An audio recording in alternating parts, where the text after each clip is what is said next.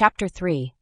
Jazz and Secrets. Bourbon Street was a living pulse, its heartbeat a sultry saxophone wail that spilled from open windows and shadowed doorways. By mid-morning, the Mardi Gras crowds had thickened, a kaleidoscope of sequined masks and feather boas weaving through the French Quarter's narrow arteries. The sun hung low, glinting off brass instruments as a cruise band marched past, their rendition of Basin Street blues, fraying under the weight of too much whiskey. The air was heavy with the tang of spilled rum, fried oysters, and the faint musk of decay from the Mississippi a block away. Julien Dubois moved against the tide, his fedora pulled low, his scar hidden in the shadow of the brim. The crescent moon mask from Jackson Square gnawed at his thoughts, its leering grin a taunt he couldn't shake. Celeste Moreau's words, her mention of the crew of Comus Ball and Madame Zora, had lit a spark, but Julien needed more than theories. He needed answers, and if anyone could pry secrets from the Quarter's underbelly, it was Tommy Satch Rousseau.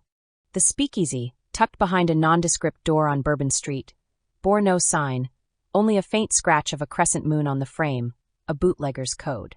Julien knocked twice, then once more, and the door cracked open to reveal a pair of wary eyes. "Password," growled a voice thick with Cajun grit. "Moonshine," Julien said, the word as much a ritual as the knock.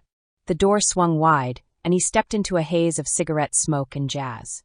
The room was a cavern of shadows, lit by flickering oil lamps that cast amber pools on the walls. A five-piece band crowded a corner stage, Tommy's trumpet leading the charge with a high, mournful wail that cut through the chatter.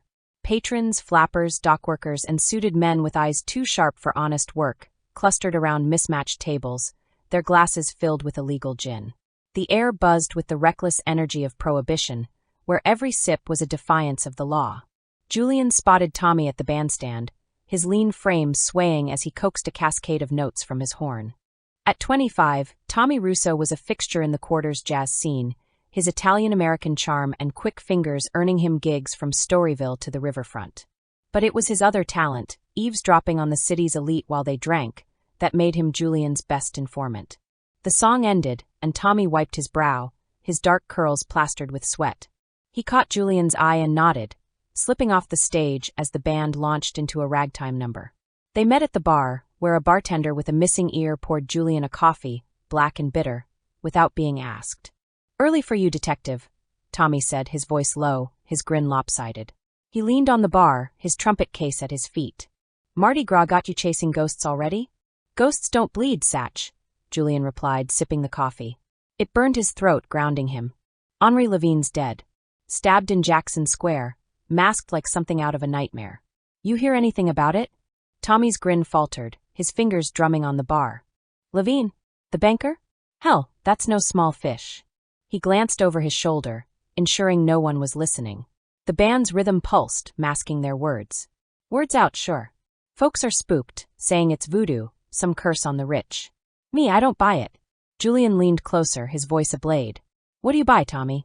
Levine wasn't just a banker. He was connected, balls, clubs, the kind of places you play. What was he into?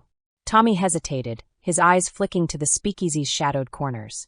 He pulled a cigarette from his pocket, lighting it with a match that trembled slightly. "Look, Julien, I blow my horn, I keep my ears open, but I don't dig too deep. Levine. He was at the Comus Ball, yeah, throwing money around, dancing with dames who cost more than my rent.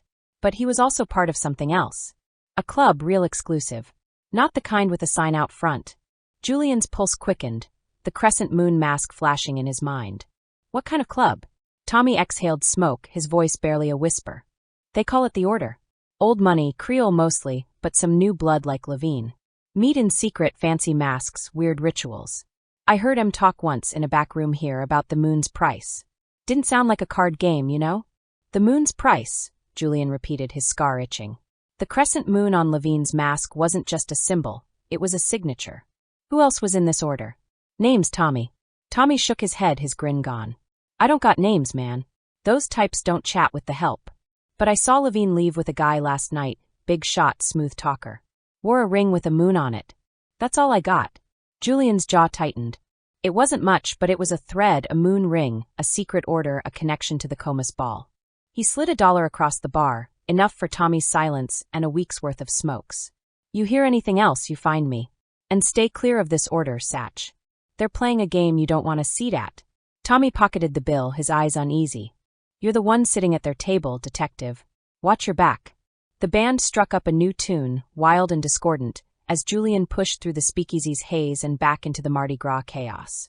Bourbon Street swallowed him, its revelry a mask for the city's darker secrets.